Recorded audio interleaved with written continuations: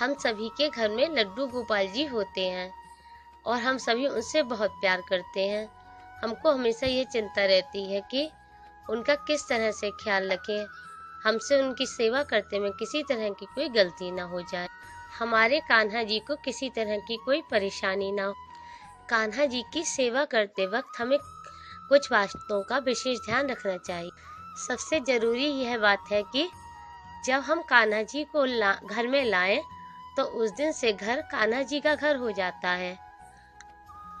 यह बात मन में बैठाना बहुत आवश्यक है कि जिस दिन से लड्डू गोपाल जी का घर में प्रवेश हो जाता है तो घर लड्डू गोपाल जी का हो जाता है। आप अपने मन में ये मानिए कि ये घर आपका नहीं, लड्डू गोपाल जी का है और आप लड्डू गोपाल जी के घर में रह रहे हैं। और दूसरी विशेष बात यह है कि लड्डू गोपाल जी अब आपके परिवार के सदस्य हैं। तो सत्य यह है कि अब आपका परिवार लड्डू गोपाल जी का परिवार है। अतः जैसे आप अपने परिवार में अन्य सदस्यों को सम्मान देते हैं, उसी तरह ही सम्मान का स्थान लड्डू गोपाल जी को भी दें। जैसे आप अपने परिवार के हर सदस्य की जरूरत को पूरा करते हैं, उनका ख्याल रखते हैं, वैसे ही लड्डू गोपाल जी की हर जरूरत को पूरा करें और उनका ख्याल रखें।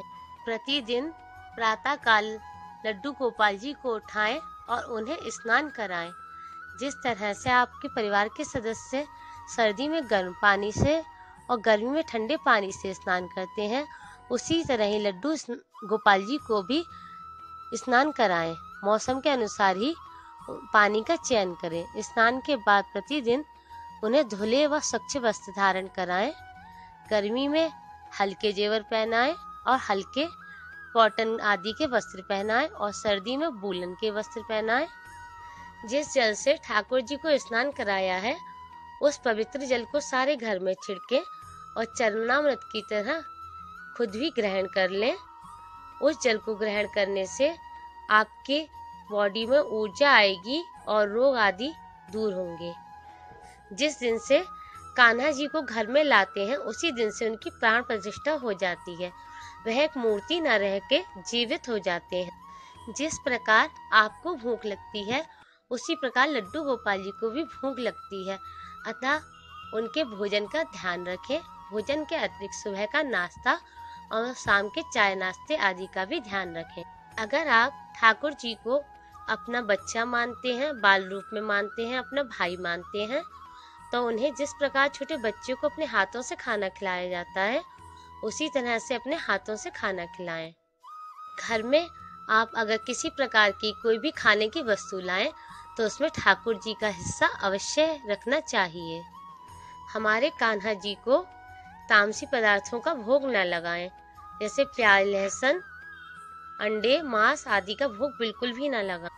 अपने लड्डू गोपाल जी के लिए खिलौने अवश्य लाएं, क्योंकि खिलौने लड्डू गोपाल जी को बहुत प्रिय होती हैं और उनके साथ उन खिलौनों से आप भी खेलें। जैसे आप अपने बच्चों को बाहर घुमाने के लिए ले जाते हैं, वैसे ही समय समय पर लड्डू गोपाल जी को भी बाहर घुमाने के लिए अवश्य ले जाएं।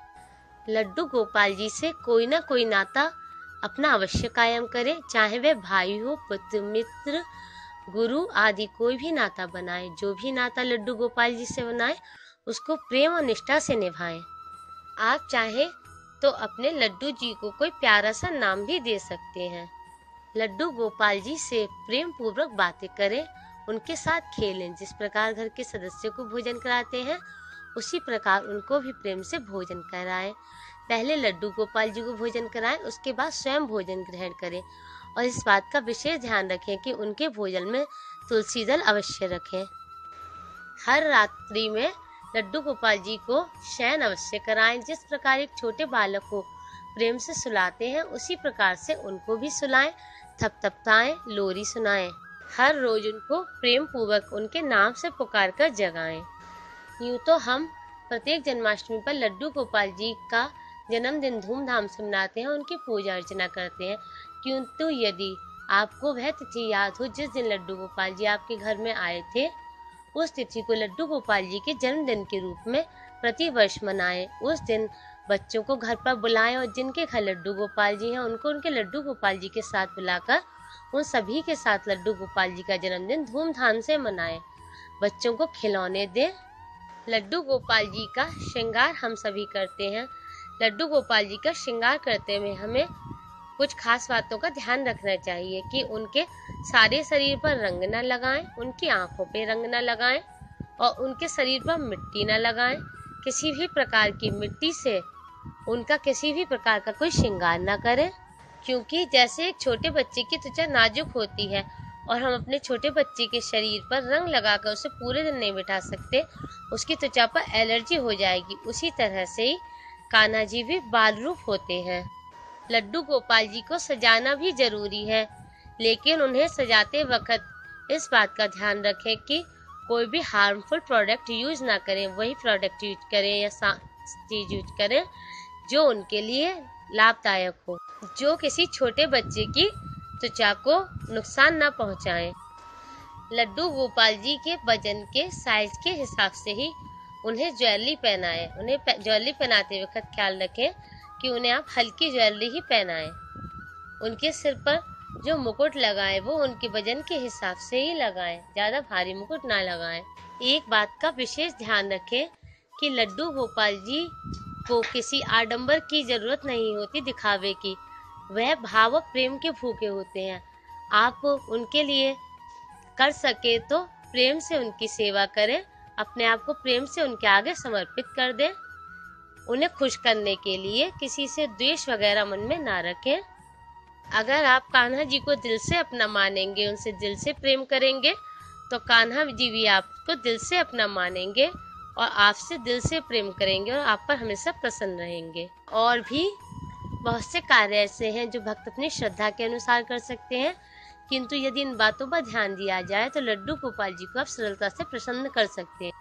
हमें जितनी नॉलेज थी हमने वो सब आपके साथ शेयर की। उम्मीद है आपको हमारी वीडियो पसंद आई होगी। हमारी इस वीडियो को लेकर आपके पास कोई सजेशन हो तो कमेंट्स के द्वारा हमें जरूर बताएं।